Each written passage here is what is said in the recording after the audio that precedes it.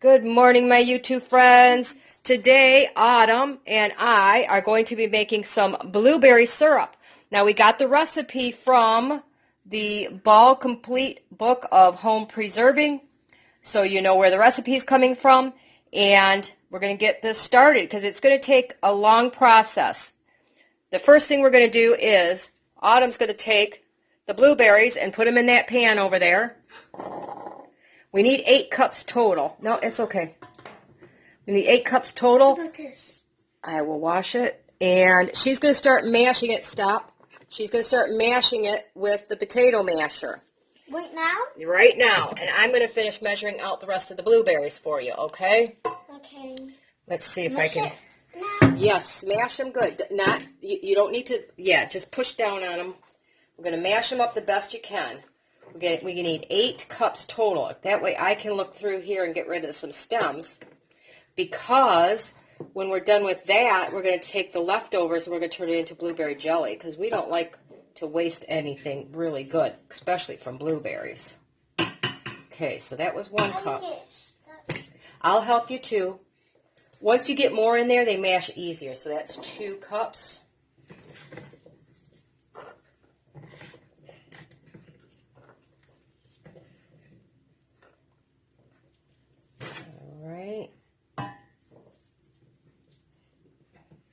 And here's 3 cups. Just wondering with these blueberries if I should just make a half of it, because that's going to take a lot of our blueberries. Okay, so that's 4 cups right there. That's a half. That's of a half. Can you help me? I will, honey. Let me see how much this makes. 3 pints. So I think we're going to do a half of a.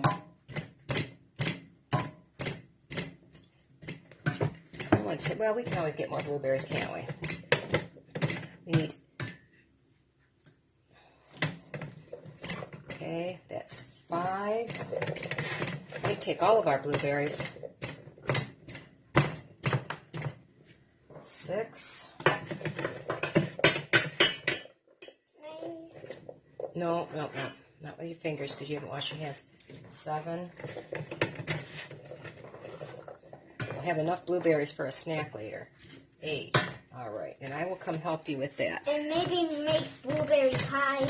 No, we don't have enough left for blueberry pie unless we go pick some more, but you got too hot yesterday. Here, let me see. You have to go like this. You have to squish down.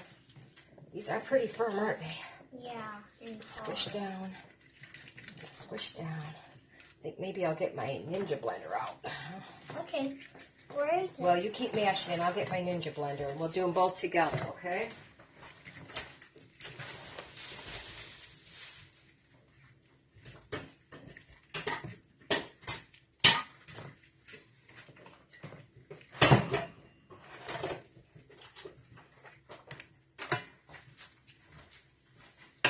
All right, hang on. We're going to put... Now you keep mashing, and I'll do the Ninja, and we'll get this done together. How's that? Let me see where to put that scoop. Here it is. Okay, let me scoop some of these in here so I can run them through the Ninja. Can you do this? Because I don't keep on mashing and mashing. Well, and it's hurting me. It's not going to hurt you. You're working up some energy. You're working up some... so that when we go to the water park, you'll be able to, most of them will be in here, and then the rest you'll mash, okay? Because there won't be much left for you to mash. How's that? Okay, now you mash those up. Okay. And I will blend these up. But I'm going to turn this off for a minute because it's going to make a lot of noise.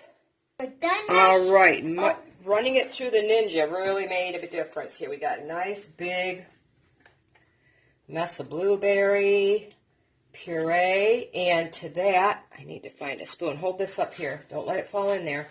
I got to get a scraper here. Scraper. We want every bit we can use, right? Yeah.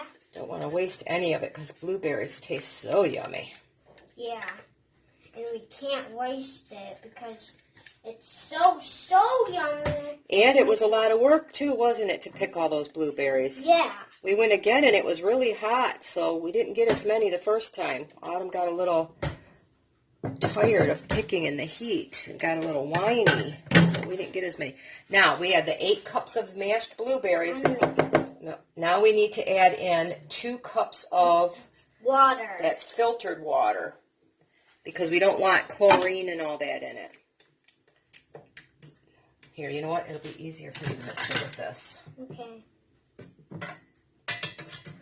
Okay, now we got to put that on the stove, and you're not going to be able to stir it when it's on the stove too much. Stop. You're going to get it over the edge. You get a little crazy. When you stir in the middle like this. Okay. If you go all the way out here, look what happens. It starts to go up on the sides. Okay. But I'm going to heat that up, so you got to be really, really careful. You don't want to get burned. And then when it starts getting warm, I'm going to take over, because the next step is we have to boil that for 5 minutes. Okay? Okay. Let's move this closer. We got our stuff in there. And you can move your stool over. No, I don't want to get burned. You're not going to get burned. You're going to stand back. You're going to stand back, and then I'm going to start stirring it in a minute anyway. So it's not hot yet. But as soon as it gets hot, I'm going to start taking over. Because what I do is I use a wooden spoon so I can scrape the bottom the whole time.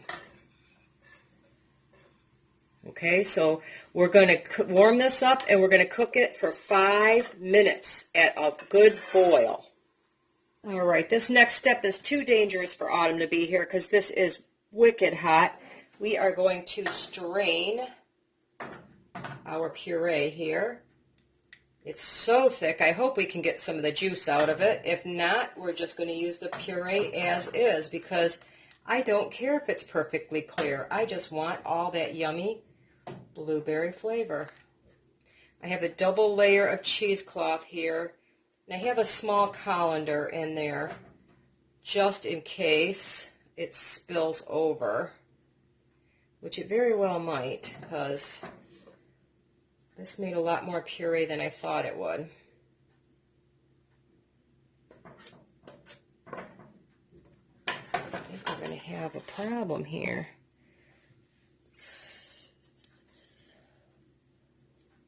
Well, we're just going to go ahead for it, and if I leave it in the colander, I'll raise it up and put it on top of something and let it drain that way. Wouldn't be the first time I've had to improvise.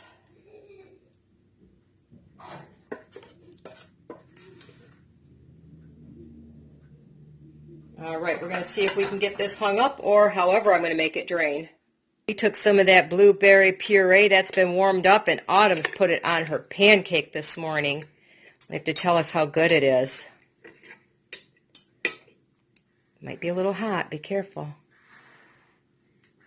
Touch it with your tongue. Make sure it's not too hot. Not too hot, and it's good. All right. Right, our jelly is in the bag draining, and the dishwasher is running, and Autumn and I are off to the water park for a couple of hours. See you then. We let that jelly bag hang for, we were gone about 3 hours, and this is how much of the juice we got. Most importantly, this is what's left over, and we certainly are not going to waste all this pulp. We're going to turn that into jelly later. In the meantime, on the stove here, I just used the same pot that I had the jelly bag hanging over. We have 4 cups of water to 3 cups of sugar. I have to dissolve this, and then I have to cook it until it reaches a temperature of 230 degrees. And I do have a candy thermometer that will tell us when we get to 230 degrees. Once that stage is reached, we go on to the next step, and we will be back. In the meantime, I have my canner on to boil, and I have my jars in the oven, which will be warmed up, because once again, you never put hot anything into cold jars, and you never put hot jars into cold water. So we want to make sure everything's getting warmed up to proper temperature. Once all of that is done, I will be back. Okay, I have my syrup up to 230 degrees. So the next step is going to be adding our blueberry juice that we had strained. I'm going to very carefully, I don't want this to bubble up on me. Pour that in there. Now I need to return this to a boil and boil it for 5 full minutes. So let me recap real quick what we've done so far. We took 8 cups of blueberries. We put them in 2 cups of filtered water. We smashed them up really good. I ran them through the Ninja and pureed them. Probably a little too far, but it's okay. Then we boiled them for 5 minutes to make sure that we released all the juices. We put them in a couple layers of cheesecloth and let them strain for, we were gone 3 hours, but you want a minimum of 2 hours. After that, we took 4 cups of water to 3 cups of sugar, and we made a syrup. We brought that up to 230 degrees, and now we've added our blueberry juice, and we're going to bring this back up to a boil. We're going to boil this for 5 minutes. And once that is done, I'm going to, while this is working, I should say, I'm going to take a lemon and I'm going to add the lemon zest to my blueberries here because 1, you need the acidity, and 2, blueberries and lemons go fantastic together. Now, just as in jelly making, if you do not like the foam on top, you could put just a tiny, you only need a little bit of butter on top. And that will help you get rid of all the extra. I don't care. I happen to skim that off and eat it, so it doesn't bother me. But I will be gifting some of this, so I like it to be as clear as possible. I am going to zest my lemon in there while it's coming back up to the boil. And once it gets there, I will be adding 2 tablespoons of lemon juice, but that's after we take it off the heat, before we put it into the jar. So when I get to that step, we'll come back.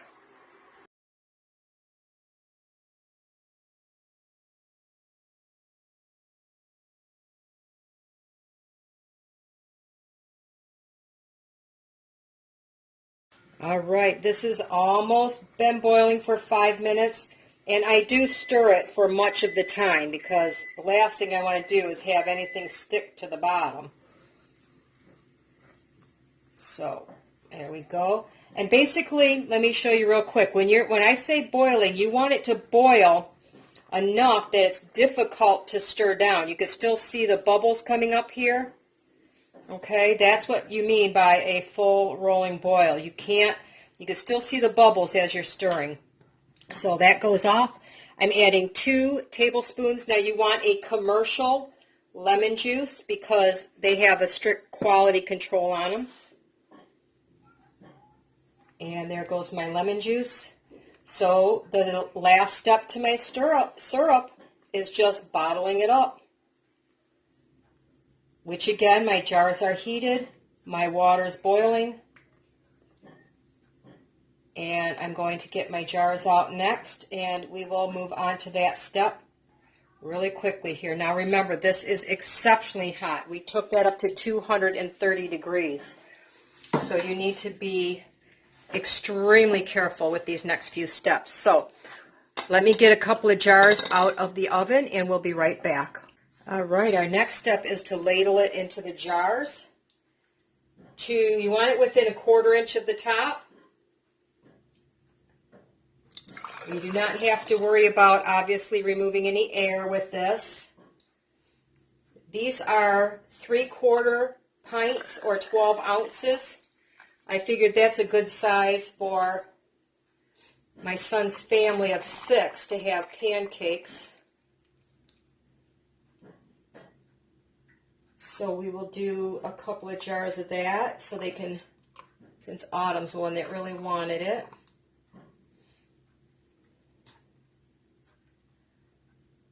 All right, so okay, the jars are a little warm, so be careful.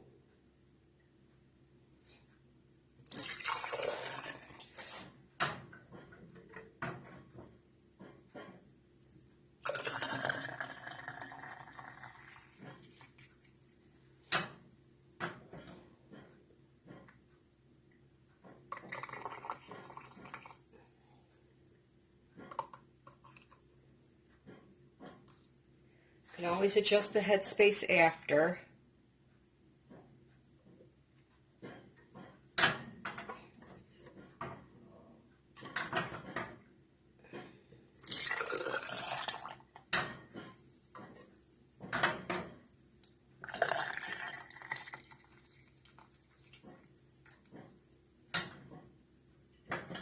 Now I only had 3 of the 12-ounce jars, which is fine, because the rest I can use for me in the smaller jars.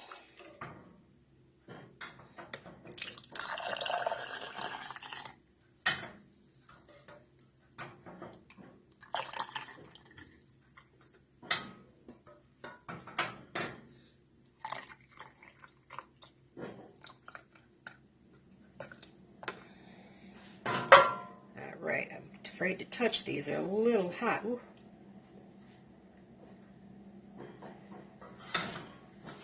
Of course, anything left over or that doesn't fill a jar, we get to eat right away. Which looks like this one that's left here.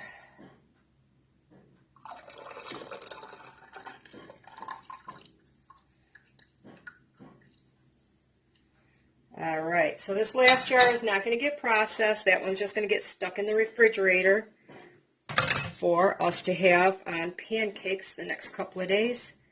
But in the meantime, I need to check my headspace. I have this 1/4 inch here. That's perfect. These are a little bit low. So I can take some out of this jar here.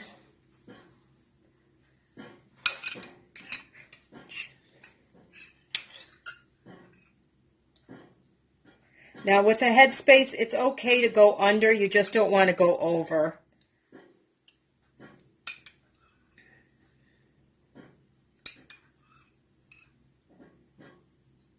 Double check those again.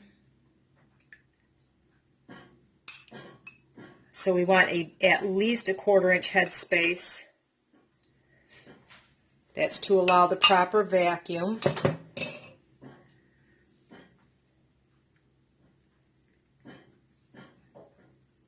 All right, so we're good there. Now the next step is I need to wipe these rings with some vinegar. All right, we're going to wipe these rings down here. This again is to make sure that your seals are perfect. And don't forget, before you even attempt to use your jars, you've checked the rims very carefully for even the slightest nick or crack. You simply do not want to use those jars. You will lose your seal almost every single time.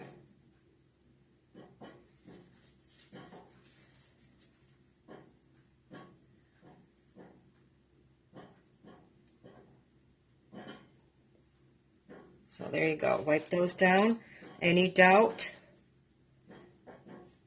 That one had a lot of stuff on it, so I want to make sure that there's absolutely nothing on my rims. Okay, now I have my lids simmering. Do not boil them. I just have them warming in the back because I like to use everything warm. If it calls for putting my contents in warm, then I want to make sure that my jars are warm, my water and my canners warm, and my lids are warm. The only thing I do not warm are the rings. I've never had the need to do that. So the next step is to put your lids on finger tight, which is literally, you're not going to crank it, you're just as fingers. If I'm holding on my jar too long and cranking it down, I've probably gone too far. So You kind of know that.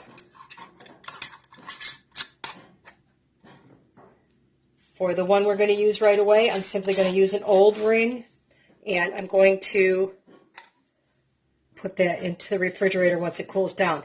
Now these are going in my canner. Once again, yes, that's a pressure canner. You do not have to pressure can.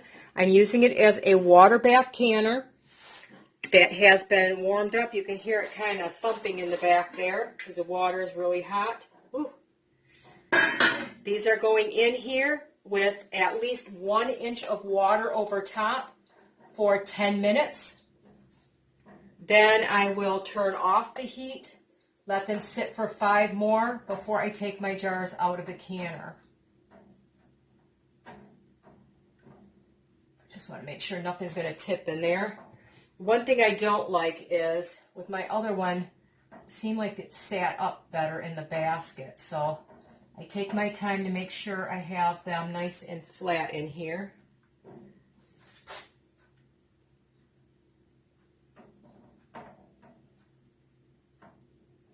You could put empty jars in here if you need to keep things from tipping. I'm going to turn my water up for a minute, bring it back up to a boil. And I noticed that it's a little shallow, so that's the other reason I keep this other one simmering on here. I can add some water to it to have my proper headspace.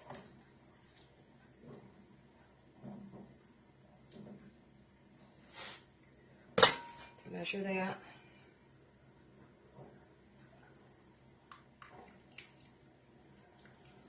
All right, so once again, I'm going to boil those after it's back up to a full boil for 10 minutes, and then I'm going to let it cool down for 5 after I remove the lid, and they will be set to go. Right, our gorgeous blueberry syrup is done, and you can hear them, they're popping already. So in order not to waste, I took the puree that was left over after we strained off our juice, and I'm making some jam that's going to use that up with some homemade pectin, which I will, that's going to be a separate video because this will obviously get too long, and I will link that eventually in the description below. But I wanted to let you know I was not wasting all of that beautiful puree. And I just will I'll have Autumn give you a taste test of our syrup once it's cooled off enough, and we'll see how she thinks. Right, Autumn is here eating this yummy blueberry syrup. How does it taste? Good. Really good or just good? Really good. And then she has some blueberry lemonade. How does that taste? Super good, like the pancakes. All right. Tell everybody. Please subscribe my grandma's YouTube channel.